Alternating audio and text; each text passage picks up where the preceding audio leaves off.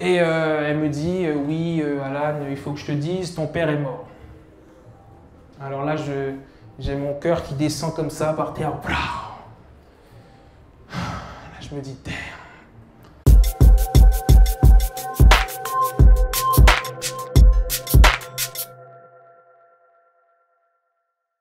Ce qui m'est arrivé ensuite, là, ça m'a foudroyé quand même, c'est que ça s'est passé en juillet. En août, le 21 août, je vais à Leclerc faire mes courses et là, ma mère m'appelle et elle me dit oui, Alan, il faut que je te dise, ton père est mort.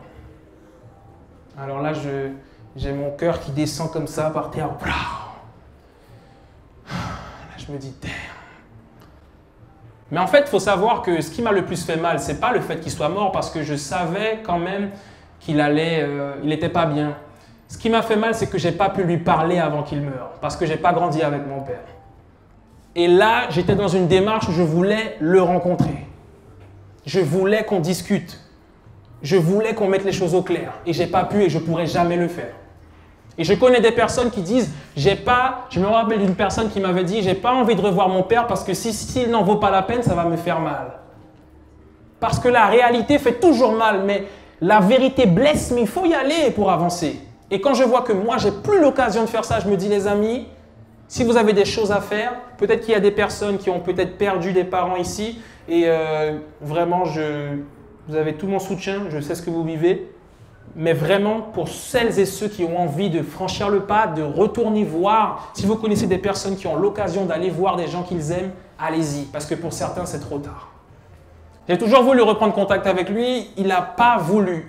Enfin, c'est compliqué parce qu'on n'a pas grandi ensemble.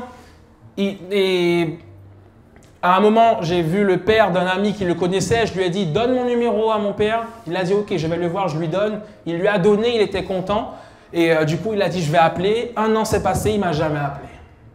Et quand l'ami le père de mon ami m'a demandé, il a dit, oui, mais ah bon, il n'a pas appelé et tout. Il l'a revu, il a dit, oui, mais mon père ne s'est pas occupé de moi. Enfin, je ne sais pas ce qu'il a dit, mais ça m'a blessé parce que je me suis dit, est-ce qu'il ne m'a pas appelé parce qu'il n'avait pas envie ou est-ce qu'il ne m'a pas appelé parce qu'il n'a pas eu le courage? Dans tous les cas, je ne le saurais pas. Et ça crée une réelle frustration en fait. Et si vous pouvez aller voir des parents qui n'étaient pas forcément là dans vos vies, foncez. Allez-y. Et à ceux qui n'ont plus cette chance-là. Très important.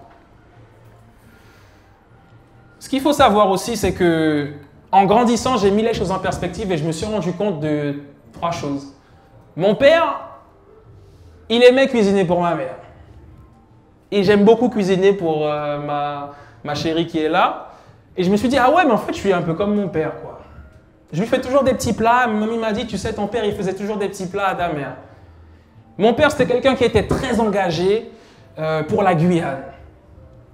Je suis très engagé pour la Guyane, d'autant plus que j'ai fait une vidéo sur la montagne d'or. Et je suis vraiment, vraiment engagé pour la Guyane. Pareil, mon père, c'était un entrepreneur. Il avait son entreprise. Aujourd'hui, je ne peux rien faire à part de l'entrepreneuriat. J'ai envie de construire mon entreprise. Et je me suis rendu compte d'une chose, c'est que même si mon père ne m'a pas élevé, même s'il n'a pas été là à mes côtés, aujourd'hui, mon père existe à travers moi parce que je suis mon père.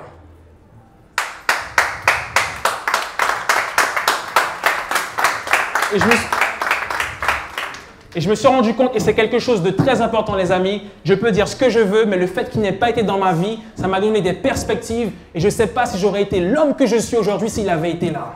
Parce que ce sont des femmes qui m'ont construit. Et derrière chaque grand homme, il y a une femme. Il faut le dire.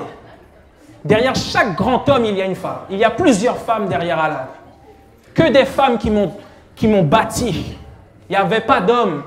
Que des femmes qui m'ont bâti. Mais je me suis rendu compte que mon père, il existait à travers moi maintenant. Que je le veuille ou pas. Et ça, c'est très important. Si jamais vous n'avez peut-être pas grandi avec votre père ou avec votre mère, mettez les choses en perspective pour voir qu'est-ce que leur absence vous a apporté. Est-ce que vous auriez été la même personne si vous les aviez tous les deux? Pas sûr. Et il faut aussi briser le cycle. C'est-à-dire que mon père n'a pas connu son père, mon père ne m'a pas élevé, mais si demain j'ai un fils, il ne saura jamais ce que c'est de ne pas avoir son père à ses côtés. Je pourrais dire, bon ben, Alan, ton père t'a pas élevé, ouais, t'as un fils, laisse tomber. Non, il ne saura jamais, mes enfants ne sauront jamais ce que ça fait de ne pas avoir un père. Ils ne sauront jamais parce que le cycle se brise maintenant.